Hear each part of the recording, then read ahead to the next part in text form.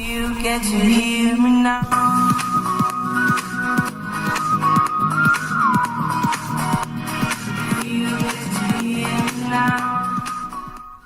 This is the plan that I have repeatedly warned about, to take the tools of oppression used to tackle the coronavirus and use them all, lockdowns, forced business closures, exclusion zones, isolation. We heard Angela Marsden earlier, businesses shut down, isolation at home, all of that, all of those measures, including destroying private property rights and private income in order to tackle the climate crisis.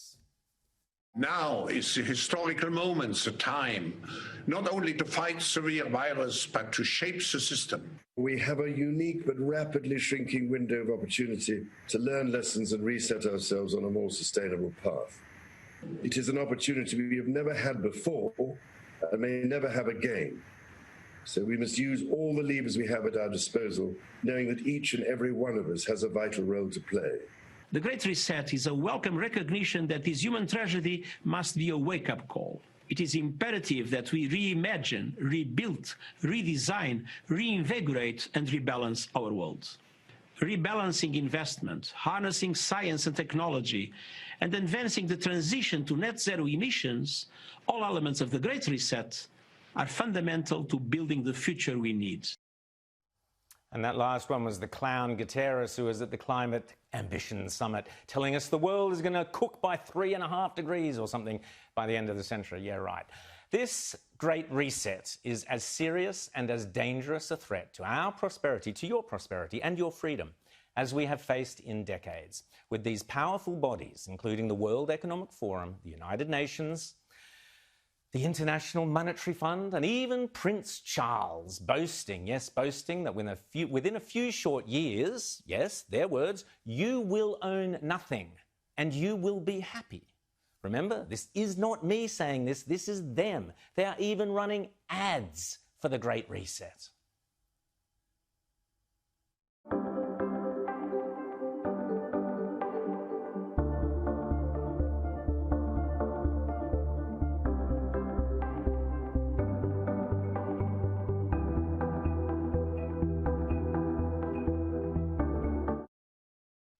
A handful of countries will dominate. I wonder which ones they might be.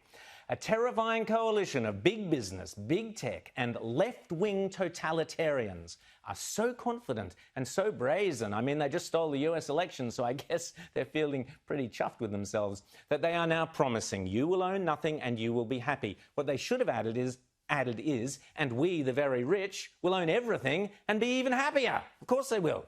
The great tragedy here is that Prince Charles is involved in this fascist, corporatist global push and is thereby putting our entire constitutional monarchy at risk. Queen Elizabeth, please give the bloke the punt. It is critical, and I urge you to write to your MPs over the holidays to insist that no Australian public servant or member of parliament, no individual on the Australian public purse attends the World Economic Forum in Lucerne in May, which is where this obscenity is scheduled to begin. Please write to your MPs and tell them. And you think I'm just imagining this stuff? Crazy old Rowan with his conspiracy theories? Think again. This garbage is already deeply embedded into our state and federal governments. I've spoken before about the insidious phrase, build back better, which sounds like common sense, but is in fact just one of several slogans for the Great Reset. Another being the Orwellian phrase, the fourth industrial revolution. Here's old Klaus again, minus the white cat on his knee, telling us all about the fourth industrial revolution. The fourth industrial revolution will impact our lives completely. It will not only change how we communicate, how we produce, how we consume. It will change actually us, our own identity, and of course gives life to such policies and developments like smart traffic, smart government, smart cities. What we will see is that everything will be integrated into an ecosystem driven by big data and driven particularly by close cooperation also of governments with business, civil society. And this revolution will come at a breathtaking speed. It will be like a tsunami. Like a tsunami in the fourth industrial revolution, you will own nothing, but you will be happy. That is an order. It gets worse. The World Economic Forum are now blatantly saying capitalism needs a dose of Marxism. As I say, it's not like they're hiding their sinister intentions. Indeed, I was horrified when an outsider fan last week sent me this document from the Australian government. Quote, "Preparing for the future, Industry 4.0 test labs in Australia, a strategic initiative of the Prime Minister's Industry 4.0 Task Force. Section 1, Significance of the Fourth Industrial Revolution." Unbelievable.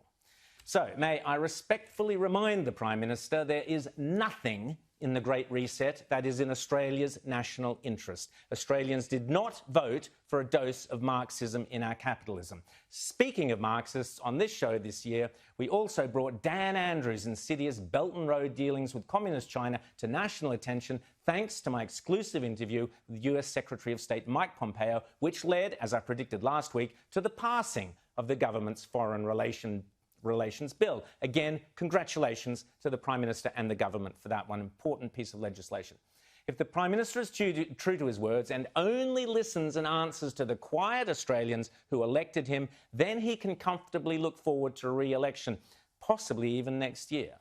But if he is seduced by the siren voices of the virtue signalers of the international forums, of the global warming alarmists and their doomsday predictions of the greedy renewable investors within his own party, who fraudulently claim that they are saving the planet when all they are doing is enriching themselves at the expense of the poorest among us.